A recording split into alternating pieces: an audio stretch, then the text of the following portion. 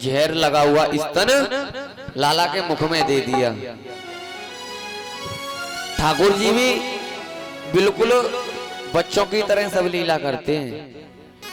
ठाकुर जी मुख से तो गट गट दूध पीते जा रहे हैं, और जैसे जब एक बच्चा अपनी माँ का दूध पीता है ना, और एक हाथ से दूसरे स्तन को पकड़ लेता है, वैसा ही ठाकुर जी ने किया।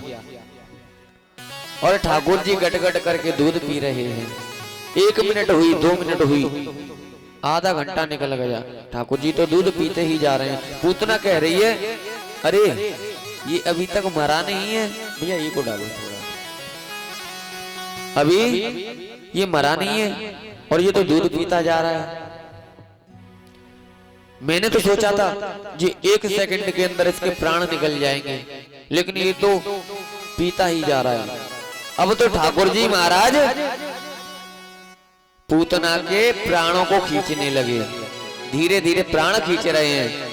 अब तो पूतना की सारी शक्ति ठाकुर जी के अंदर जाती जा रही है। पूतना को अब तो कष्ट होने लगा, सांस बंद होने लगी और जोर जोर से चिल्लाने लगी, अरे लाला छोड़, अरे लाला छोड़।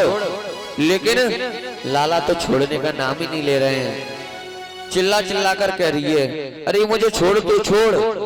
लेकिन ठाकुर जी पता है क्या जवाब देते हैं पूतना को, अरे मौसी तू हमें दूध पिलाए हुए आई, हमें पकड़ हुए आई, लेकिन हमें तो पकड़ो आवे और छोड़वो ना आवे। अब तो ठाकुर जी ने पूतना के प्राणों को खींच लिया और पूतना धड़ाम से आकर के जमीन पर गिर गई, और नीचे जितने भी बाग बगीचे थे सब नष्ट हो गए। पूतना का शरीर कई किलोमीटर लंबा है, लंबी चौड़ी पूतना है। अपने पूतना ने अपना वास्तविक रूप धारण कर लिया और कई किलोमीटर दूरी पे पूतना गिरी। कुछ संत ऐसा बताते हैं कि जहां पर पूतना गिरी ना, जहां जहां पूतना के अंग गिरे, जैसे कि जहां पर मूड़ गिरा वहां पर मुड़सान बन गया, जहां पर हाथ गिरे वहां पर हाथरस बन गया, जहां पर कान गिरे वहां कन्नौज बन गया, कानपुर बन गया।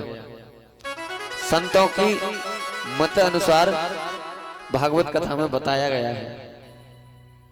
अब तो जैसे ही पूतना के गिरने की आवाज हुई तो सब ब्रजवासी में उथल पुथल मच गई। अरे ये इतनी जोर की आवाज काहे की आई है?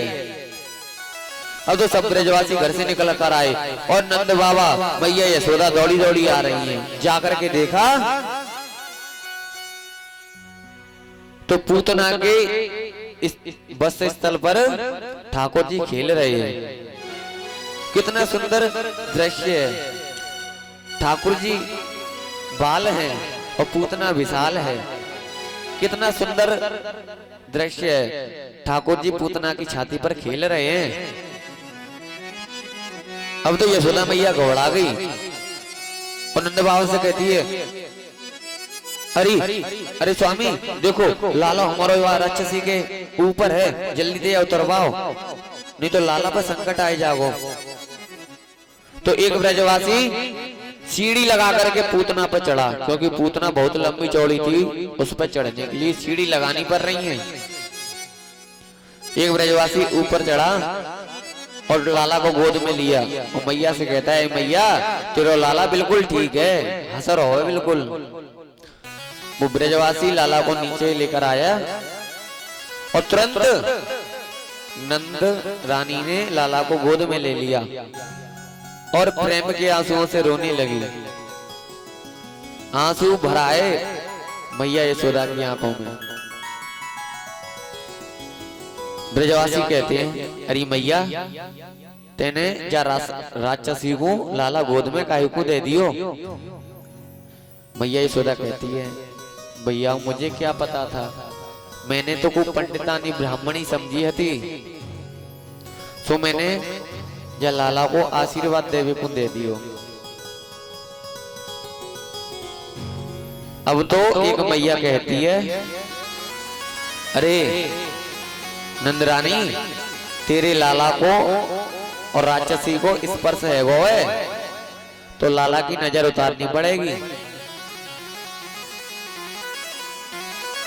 अब तो लाला को गोद में लेकर के अंदर चली गई सब मैया,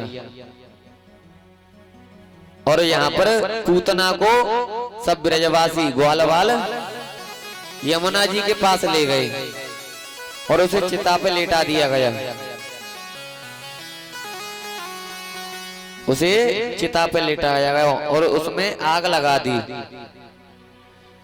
मैया जब वो पूतना जली तो उसमें से सुगंधी आनी चाहिए या दुर्गंध आनी चाहिए? हाँ बताओ, उसमें से खुशबू आनी चाहिए या बदबू आनी चाहिए?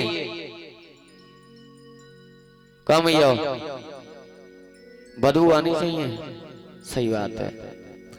लेकिन ऐसा नहीं हुआ, उस पूतना की चिता में से बदबू नहीं आई, उसमें से तो सुगंधी आ रही है, खुशबू आ रही है। क्यों आ रही है पता है? जब व्यक्ति ठाकुर जी का नाम मात्र ले लेता है तो उसका तो कल्याण हो जाता है।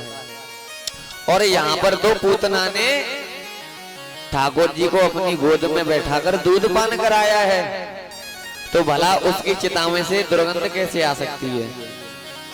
जिस पूतना का खाना अच्छा नहीं है, रहना अच्छा नहीं है, पहनना अच्छा नहीं है, बस ठाकुर जी ने कृपा कर दी तो उसके सब अवगुण माफ कर दिए और पूतना को ठाकुर जी ने मात्र गति प्राप्त करा दी। जो मैया यशोदा को कई सालों बाद मिलेगी वो पूतना को आज दे दी और मात्र गति प्राप्त हो गई।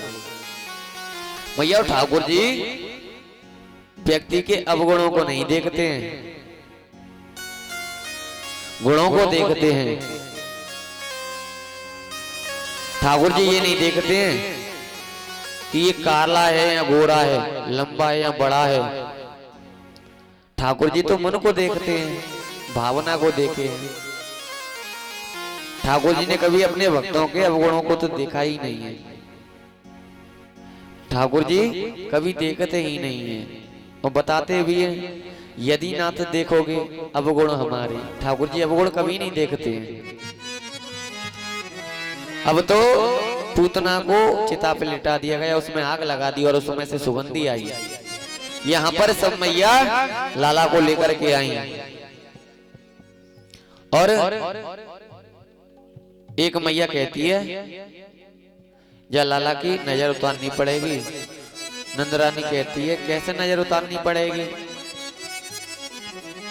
तो बता रही है कि पहले इसे गौमूत्र से स्नान कराओ, फिर इसे गौ के चरणों की धूली लगाओ और गाय की पूंछ से झाड़ा लगाओ।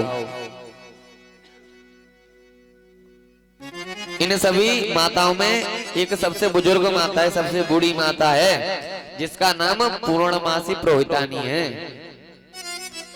लाला को स्नान कराया गौमूत्र से और गौ के चरणों की धूली लगाई, गौ की पूंछ से झाड़ा लगाया। सभी माताएं कन्हैया जी से बहुत प्रेम करती हैं और मैयाओं के हृदय में प्रेम वैसे भी बहुत होता है। हमने देखा है यहाँ पर भी मैया बहुत प्रेम करती हैं हमसे। को मैया चाय लेके आ जाती है, को दूध भेज देवे, को फल भेज देवे। थोड़े से तो मोटे कर ही रहे हैं हम यहाँ पे। मैया का जो हृदय होता है ना बहुत कोमल होता है, इतना पुरुषों का नहीं होता है जितना मैयाओं का होता है। अब तो लाला को नजर उतारी और मैयाओं का एक पुराण भी है अलग से मैयाओं, जिसे हम वात्सल्य पुराण कहते हैं। आज मैया यशोदा लाला को पलना में सुला रही है, प्रेम से झूला झुला रही है। अच्छा रात में श्रृंगार किया, काजल लगाया और बड़े प्रेम से झुला रही है। हो मेरो लाला झूले पलना निक होले झोटा दीजो।